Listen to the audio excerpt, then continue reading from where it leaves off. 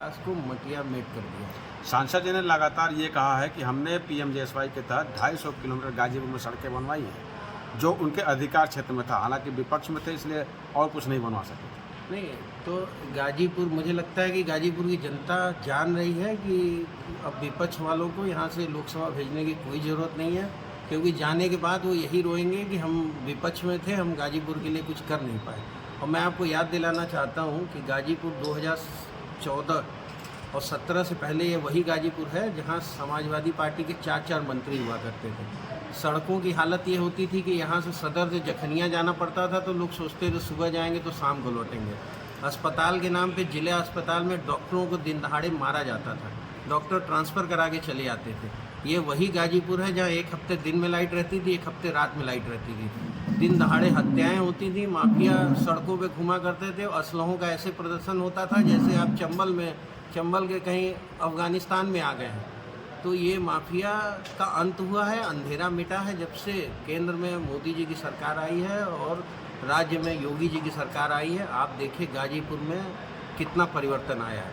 पहले बनारस से गाजीपुर आने में 2 से ढाई घंटा लगता था, 5 रेलवे क्रॉसिंग क्रॉस करने में ही 1.5 से 2 घंटे लगते थे। आशापुर से आप चलते यहाँ रोजा तक पहुँचते मरीज अगर बीमार होता था मर जाता था उसी एम्बुलेंस में।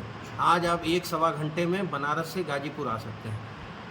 आज गाजीपुर वाले, बनारस वाले सोचते हैं कि पूर्वांचल एक्सप्रेस वे कहीं से हमसे जुड़ जाए। आज गाजीपुर वाले 3-3.5 घंटे में लखनऊ पहुंच जाते हैं। अगर किसी का 7 बजे 10 बजे किसी से मिलना है तो मुझे लग रहा है कि अगर वो 7-6:30 बजे निकले तो लखनऊ पहुंच जाता है। 4 बजे तक काम करके अपने परिवार में 7:30 बजे 8 बजे रात तक पत्नी बच्चों के साथ रोटी भी खा सकता है। बिजली आप देखिए गाजीपुर, जहाँ मैं भी उस समय विधायक हो गया था, जब रात में यहाँ से गुजरता था बिजली नहीं रहती थी तो मैं पूछता था, गाड़ी में 2 लोग बैठे रहते थे, कौन सा समय चल रहा है, दिन वाला बिजली वाला हफ्ता चल रहा था कि रात वाला। आप लोग भूले नहीं होंगे। आज देखिए गाजीपुर में 220 करोड़ का मेडिकल कॉलेज बन के तैयार है, दूसरा वर्ष है, बच्चे पढ़ रहे हैं। आज जो एक पुल गाजीपुर का बना है, उस आपने देखा होगा वीर अब्दुल हमीदपुर की क्या स्थिति थी। वो कभी भी जर्जर हो के गिर सकता था, ख़राब हो सकता था। उस पुल में कितनी बैरिकेडिंग की गई, कितने बार उसकी बैरिंग बदली गई। बहुत ज़रूरत थी उस पार को जोड़ने के लिए। प्रधानमंत्री जी और मनोज सिन्हा जी की देन है कि उस पुल का निर्माण हुआ। उसका उद्घाटन प्रधानमंत्री जी ने आजमगढ़ से किया। उद्घाटन के लिए कहा जा रहा है कि आधा ये रेलवे का उद्घाटन हो गया है। जो सड़क का उद्घाटन है वो भी हमें लग रहा है 2-3 महीने में कंप्लीट बन जाएगी सड़क। आधा अधूरा, जिसने कुछ किया ही नहीं वो आधा अधूरा ही तो कहेगा। तो इतनी बड़ी बड़ी योजनाएं, आज गाजीपुर के सारे स्टेशन आप देख लीजिए, पहले के स्टेशन के फोटोग्राफ देख लीजिए, आज गाजीपुर के स्टेशन के देख लीजिए। आप गोरखपुर इस मंडल के जो ट्रेनिंग सेंटर है वो देखिए, गाजीपुर का सौभाग्य है, रेलवे ट्रेनिंग सेंटर यहाँ बना। आप जितनी रेलवे की मरम्मत के कोचेज हैं, साफ सफाई के हैं, वो ओडियार जंक्शन पे बने।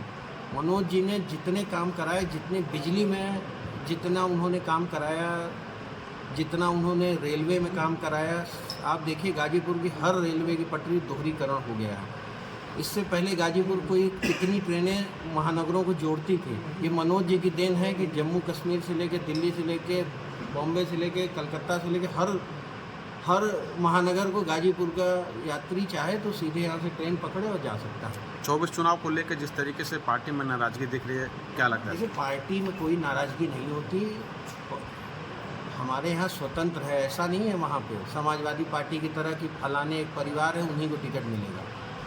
वो चाहे उनको मिले, उनके बेटे को मिले, ये परिवारवाद वाली पार्टी नहीं है। उनके आपने देखा टिकट घोषित हुआ, एक आदमी मिठाई खिलाया किसी दूसरे कार्यकर्ता को। जब मैंने टिप्पणी की तो जाके पार्टी कार्यालय में बैठक हुई, उसमें आप लोगों का सहयोग है कि मिठाई एक दूसरे को खिला दिया उन लोगों ने।